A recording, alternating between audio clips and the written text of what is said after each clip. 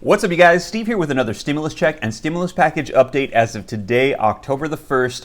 And I have some really big news. I don't want to get your hopes up, but I got some big news to share for you guys. So as you know, yesterday was a really big day for us. It was pretty much the last day. It was the deadline for the airline bailout, the government shutdown, and our last chances pretty much of seeing a stimulus package before elections.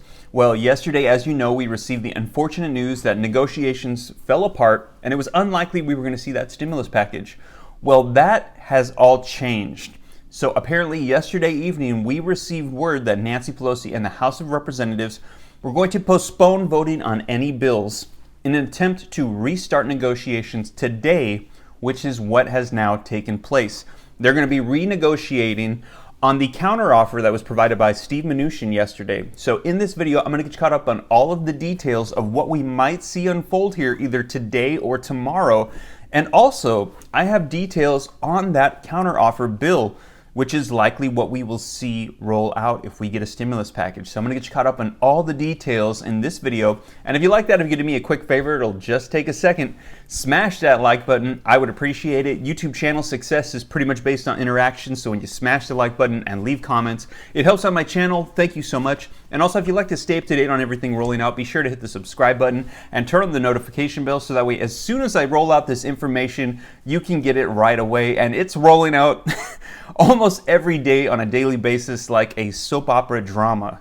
And also, if you don't already, be sure to follow me on Instagram at SteveRam3. All right, so first let's start off with some really good news that yesterday we saw the CR bill pass in the Senate with overwhelming bipartisan support. The vote to pass it went through 84-10. So this is going to allow us to temporarily fund the government and avoid a government shutdown. This is going to extend out the budget till December 11th. This is going to allow Congress to focus on stimulus provisions and the elections and not have to worry about the budget while we're in the middle of this pandemic as well. All right, you guys, now let's also talk about some not so good news that has taken place as well. So as you recall, yesterday was also the deadline for the airline industry bailout. In the first round of stimulus, they received $25 billion to help keep them afloat during this time and hopefully stabilize their industry, contingent upon them not performing mass layoffs. And about a week or so ago, they came back and said they need another round of bailouts. They said their industry has not stabilized. The revenue is down by 85%.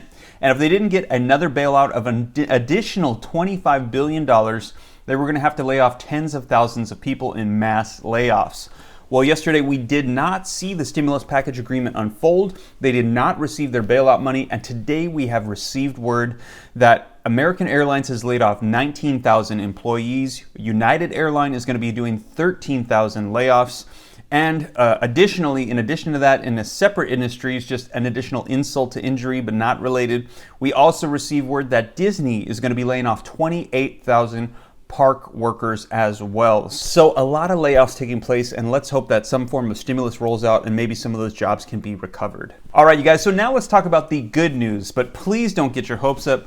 This is not a guarantee of a stimulus package. This is just good news that negotiations have resumed today. So as you recall, on Monday, Nancy Pelosi unveiled her new $2.2 trillion stimulus package known as the Revised HEROES Act. So they presented it with all of the provisions, and we received word that she was going to go back to Steve Mnuchin, to the White House official, and they were going to discuss negotiations to see if they could provide something to get bipartisan support from Republicans and Democrats.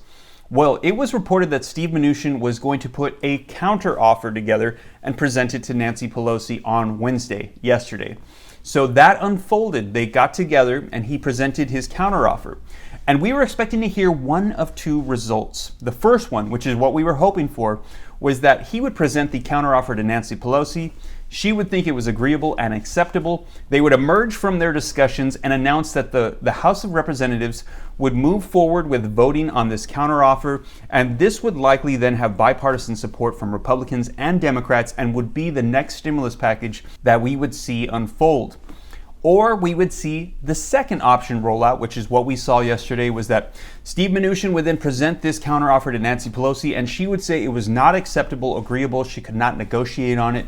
We would see them emerge, and we would hear the news that negotiations did not work, and that the House of Representatives would move forward with Nancy Pelosi's Revised HEROES Act, the $2.2 trillion stimulus package.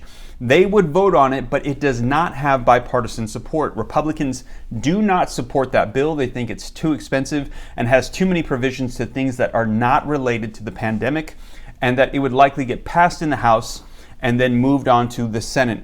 And the only reason why the House would be doing this is to pretty much put on a display for voters to say, look, we made an effort, but the other party did not. You should vote for us in these upcoming elections.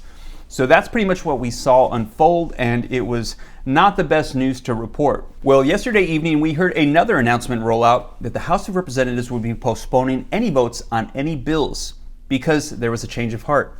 Apparently, Steve Mnuchin and Nancy Pelosi realized they made a lot of progress in their negotiations yesterday, and they want to give negotiations for a stimulus package agreement a second shot, and they're going to be discussing Steve Mnuchin's counteroffer, the $1.5, but now we found out $1.62 trillion stimulus package. So there is a chance that today we could find out that they have come to an agreement, and this potentially could be what we're going to be looking at in the form of a stimulus package very soon. We're probably going to be finding out either today or tomorrow. And we also now have details on Steve Mnuchin's counteroffer. So I'm going to be covering that right now so we can see what's included in this stimulus package. All right, you guys, so let's go ahead and cover some of the provisions that are included in Steve Mnuchin's counteroffer. So I'm going to pull up a screenshot right here of some of the provisions that have been listed out in a news report that I found. I'll put a link in the description below if you want to check it out for yourself.